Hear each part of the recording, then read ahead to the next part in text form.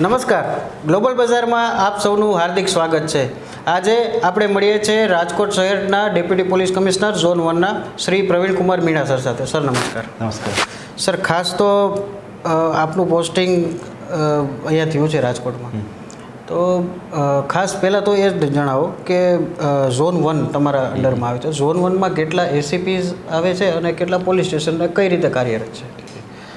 કેરભાઈ, સર્વપ્રથમ તો હું તમારો આભાર માનું છું કે તમે મને તમારા પ્લેટફોર્મ ઉપર જગ્યા આપો છો અને મને ਇਸ લાયક સમજો છો કે રાજકોટની જનતા મને જોઈ શકે એના માટે. અને અત્યારે જો મારા ઝોનમાં 2 ડિવિઝન છે, નોર્થ અને ઈસ્ટ.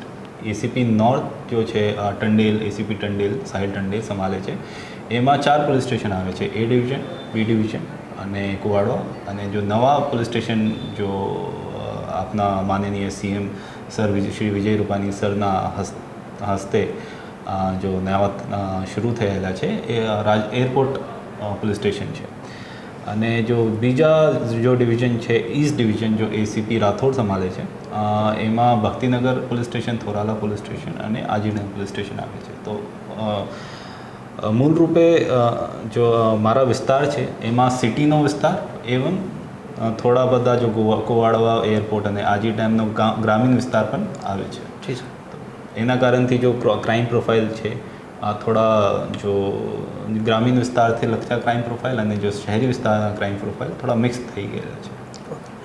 સર, અત્યારે કર્ફ્યુનો સમય પણ રાત્રે 10 વાગ્યાનો છે, તો એમાં કઈ રીતે કાર્યરત છો આપ? જી, આપના જો શહેરી વિસ્તાર છે એમાં જો ઘણા બધા પોઈન્ટ છે. ખાસ કરીને ઝોન 1 વિસ્તારની વાત કરું છું હું કે જ્યારે ટ્રાફિકની સમસ્યા જ્યાં થતી હતી રાતમાં, જો ટ્રાફિકની દ્રષ્ટિએ હેવી પોઈન્ટ છે એના ઉપર માણસ ડિપ્લોય કર્યા છે. અને રાતના 10 વાગ્યાથી 6 વાગ્યા સુધી આપના માણસ ત્યાં ઉપર ઊભા રહે છે. એની ઓનલાઈન એન્ટ્રી પણ કરાવે છે, અટેન્ડન્સ પણ પુરાવે છે.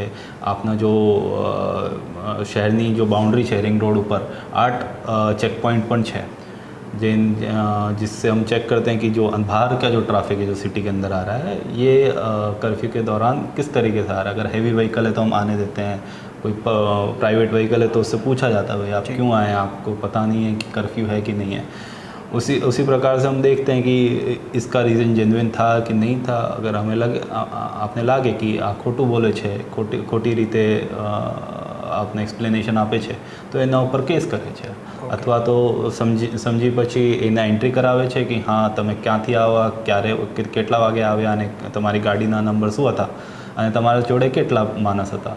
તો એવી રીતે આપની કામગીરી ચાલુ છે. અને જો સીપી સાહેબ છે આપના Shri Manoj Agrawal sir, daily review લે છે આના કે કેટલા મુવમેન્ટ હતા, કેમેરાના અનુસંધાને કેટલા મુવમેન્ટ હતા, તમારે જો એન્ટ્રી હતી, જો કાગળ ઉપર એન્ટ્રી હતી કેટલી હતી, કેસ કેટલા દાખલ ગયા, અને એના પછી જોઈએ છે કે આંકડામાં વિસંગતતા તો નથી આવે છે. તો એના ઉપર ચાલે છે.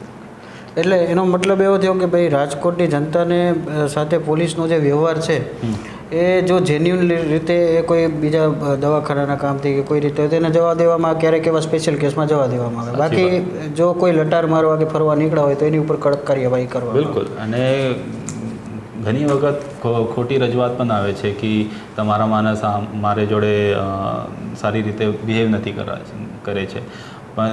कल की बात है कि एक मेरे पास रजूआत आई थी आजी डैम विस्तार की थी. तो उसमें ऐसा था कि वो कह रहे थे कि आपके पीएसआई अच्छे से बर्ताव नहीं कर रहा था. सौभाग्यवश जो मेरा पीएसआई था उसने वहाँ पे वीडियो रिकॉर्डिंग की थी और उसने मुझे दिखाई कि सर मैं तो इस तरीके से बात कर रहा था, आप खुद देख लीजिए. तो फिर मैं भी उसको कुछ नहीं बोल पाया और मुझे भी समझ में आया जो मेरे पास अर्जदार आया था वो खोटा था. तो इस तरीके की हमारी प्रॉब्लम्स आती हैं जो फील्ड के ऊपर. સર, લોકડાઉન જ્યારે હતું ત્યારે જ તમારે અહીંયા પોસ્ટિંગ રાજકોટમાં થયું છે? નહીં, લોકડાઉન પછી હતી. અચ્છા, એ પછી થયું છે. ઓકે. તો સર, ખાસ તમને અહીંયા રાજકોટના લોકો અને તમારી સાથે જે તમારી અંડરમાં કામ કરે તમારા ઉપરના અધિકારી, એનો અત્યાર સુધીનો અનુભવ કેવો રહ્યો છે? મને લાગે છે રાજકોટની પ્રજા અને પ્રજા શાંતિ પ્રિય છે, તો શાંતિથી કામ કરે છે. अगर कोई रजूआत हंसे तो अपना बात अपना जो होता है ना संवैधानिक रूप से एक डेमोक्रेटिक तरीके से हमारे सामने हमारे ऑफिस में आके हमसे बात करते हैं। तो मुझे ये अच्छा लगा कि हिंसा का प्रयोग नहीं है यहाँ की जनता में, तो ये बहुत अच्छी बात है। बाकी तो छोटी मोटी भूल चूक हर एक से होती है, हर प्रजा में होती है, लेकिन जो एक आप जनरल बात दो, आप देखेंगे कि जनता जो है वो काफ़ी शांति से रहती है, शांति से बात करती है।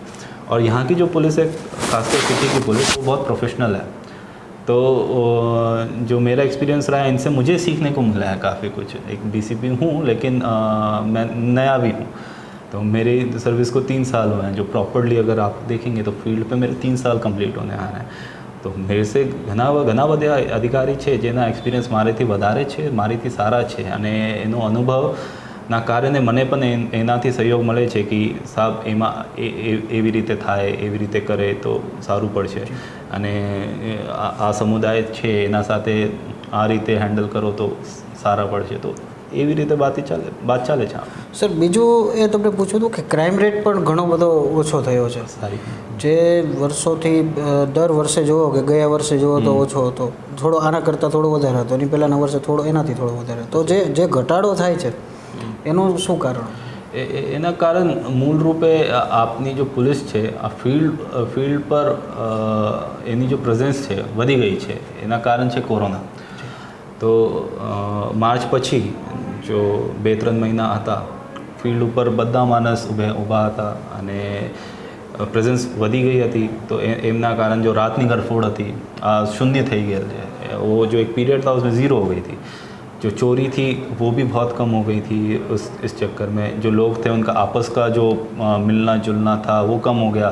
तो जब कभी कभी मिलने जुलने के बोला चाली वाले जो बनाव होते हैं, जो सामान्य माथाकूट, वो भी कम हो गए हमारे। इस चक्कर में हमारे जो फेटल जो एक्सीडेंट्स थी जिसमें लोगों की मौत हुई थी वो भी हम માંડ 100 ने बराबर છે। 2021ના जो આપના ઉદ્દેશ્ય છે એમ છે કે બે ડિजिटમાં આવી जाए कि 100 कम हो जाए, 100 ओछा जाए। तो अभी हम लोग वही कोशिश कर रहे हैं कि हमारा जो इसी प्रकार जो हमारी कामगिरी है, हमने कोरोना से इतना सीखा है कि फील्ड पे अपने मानस को किस तरीके से रखना है, उसकी मॉनिटरिंग किस तरीके से करनी है, किस तरीके से पेट्रोलिंग करानी है, और हमको फेटल जो एक्सीडेंट्स कम कराने हैं उसके लिए किस किस चीज़ों पे ध्यान देना है, हेलमेट के दंड किस विस्तार में लेने हैं, किस में नहीं लेने हैं, सीट बेल्ट के लेने नहीं लेने हैं। तो इस चीज़ पे हमने बहुत स्टडी की है और उसके आधार पर हमारी कार्रवाई चालू है। सर, थोड़ा आपका फैमिली के बारे में भी जान लेते हैं। जी सर, आप बेसिकली आप कहाँ से हैं सर, और आपने जो आईपीएस कब बने और आपकी फर्स्ट जो पोस्टिंग थी उसके बारे में थोड़ा? मैं ये जो बात है कि मैं कहाँ से हूँ, ये सवाल का जवाब तो सरल रूप से दूँ तो मैं राजस्थान से हूँ, जयपुर से खासकर। लेकिन जो सही जवाब है वो नहीं है। मैं पैदा भले अलवर में हुआ, अपने गांव में हुआ, लेकिन उसके तुरंत बाद मेरे फादर मोतीहारी में पोस्टेड थे। उस टाइम मोतीहारी बिहार में था मैं। बिहार के बाद हम पूना आए, पूना के बाद बॉम्बे गए, बॉम्बे के बाद दिल्ली के बाद फादर अहमदाबाद में, राजकोट में भी रहे, वो सर्विस की उन्होंने, और जामनगर में भी की है। तो मैं घूमा तो बहुत सारी जगह और रहा भी बहुत सारी जगह। तो किसी एक जगह पे मैं बहुत लंबे समय तक नहीं रहा। शायद बॉम्बे सबसे बड़ा पीरियड रहा है मेरा 10 साल का, जहाँ पे मैं रहा हूँ। उसके अलावा फिर मैं घूमता रहा हूँ। तो मैंने सीखा, और जो कल्चर है मैंने बहुत जगह का देखा है, तो मेरे लिए वो अच्छा रहा है। और लेकिन हम लोग मूल रूप से राजस्थान के हैं। जी सर। तो सर, आप जब आईपीएस पहले तो आप कब बने थे? जी, आईपीएस मेरा 2015 के एग्ज़ाम में था, तो 2016 के लीजिए 2016 बैच का। तो आपका जो पोस्टिंग था वो फर्स्ट पोस्टिंग कहाँ पे था? फर्स्ट पोस्टिंग मेरा गिर सोमनाथ में था, वेरावल में, और वहाँ पे जो मैंने थाना संभाला था अपना तालाला। Okay sir. जी सर, तो आपके फैमिली के बारे में भी थोड़ा? जी, मेरे घर में मेरे मम्मी और मदर फादर, मेरे पिताजी थे वो खुद एक सिविल सर्वेंट थे। उसी के कारण से हम जो पूरे देश भर में घूमे हैं। वो मेरे पापा IRS में थे, इंडियन रेवेन्यू सर्विस में। उनकी ट्रांसफरेबल जॉब थी जैसे हमारी है, लेकिन उनका ऑल इंडिया ट्रांसफ़र होता है। तो उसी कारण से उनका भी ट्रांसफ़र होते रहा, उनके साथ साथ हम भी मूव करते रहे। और मेरी मदर है वो हाउसवाइफ हैं, और उन्होंने जो सबसे बड़ा रोल जो हमारे मदर ने हमारे चरित्र को जो शेप करने में जो किया है कि चरित्र हमारा किस तरीके से बनेगा, उसमें मैं मानता हूँ मेरी मदर का सबसे बड़ा हाथ रहा है। तो मैं उस तरीके से उनका बहुत ज़्यादा आभारी भी हूँ। मेरे ब्रदर हैं, उन्होंने आईआईटी कानपुर से अपनी ग्रेजुएशन की थी। IIM अहमदाबाद से उन्होंने मैनेजमेंट किया। उसके बाद उन्होंने डेवलपमेंट बैंक ऑफ सिंगापुर में नौकरी की थी। उसके बाद उन्होंने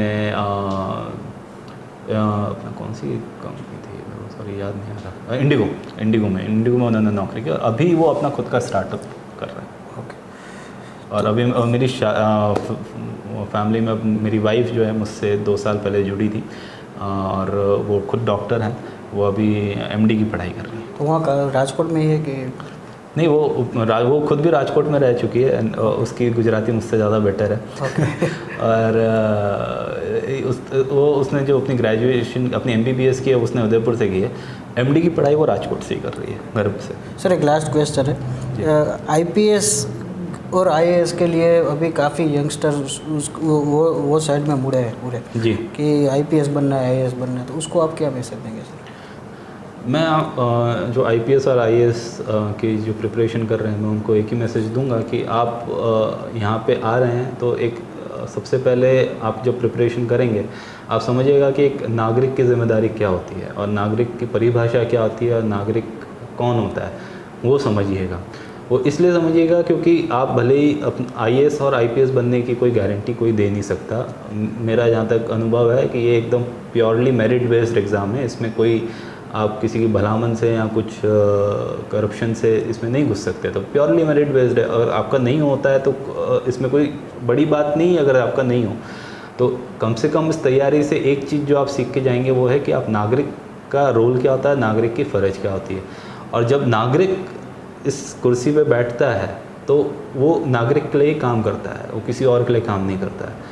तो आप भले ही IRS बने, आप भले ही इंडियन कॉर्पोरेट लॉ सर्विस में जाएँ या पोस्टल सर्विस में जाएँ, पुलिस में जाएँ या एडमिनिस्ट्रेटिव सर्विस में जाएँ, किसी में भी जाएँ, आपको काम एक नागरिक की तरह करना है, एक नागरिक के लिए करना है। और इसी तरीके से मैं आपसे आशा रखता हूँ जो भी ये अगर वीडियो देख रहे हैं और उनका अगर होता है तो इस चीज़ को मूल रूप से बांधें अपने अंदर। और अपनी नागरिक की जो आइडेंटिटी है, एक सिटीज़न की आइडेंटिटी डेमोक्रेसी में सबसे स्ट्रॉन्ग होती है और वो सबसे फंडामेंटल होती है। अगर उस पर ठेस पहुँच जाए तो ये बहुत ही गलत होगा। और ये जिम्मेदारी होती है वो IAS और IPS की होती है कि नागरिक की जो आइडेंटिटी वो सिक्योर रहे। सर ग्लोबल बाज़ार के दर्शकों के लिए आपका कोई मैसेज सर? जी ग्लोबल बाज़ार के साथ जितना मेरा एक्सपीरियंस रहा है, ये इनके जो रिपोर्टर्स हैं, इनके जो संचालक हैं, एडिटर्स हैं, ये बहुत ही प्रोफेशनल लोग हैं। इन्होंने कभी भी मैंने कई बार देखा है कि मेरे बारे में मेरे जो स्टेटमेंट्स हैं उनको थोड़ा तोड़ मरोड़ के भी लिखा गया है इधर उधर, लेकिन इन्होंने कम से कम नहीं किया। इन्होंने वेरीफाई किया है और मुझे जब भी कोई अच्छा काम करने का मौका भी दिया है इन्होंने कई बार बात में देखे कि सर यहाँ पे इस तरीके का काम चल रहा है, आप प्लीज़ इसको एक बार नज़र में लाइए, उसको देखिए। तो मेरा एक्सपीरियंस ग्लोबल बाज़ार के साथ अच्छा रहा है। तो एक एथिकल न्यूज़ चैनल के तौर पे मेरा इम्प्रेशन है इनका। तो होपफुली ये उसी तरीके से काम करते रहें और आप भी ग्लोबल बाज़ार ज़रूर देखिए। Thank you.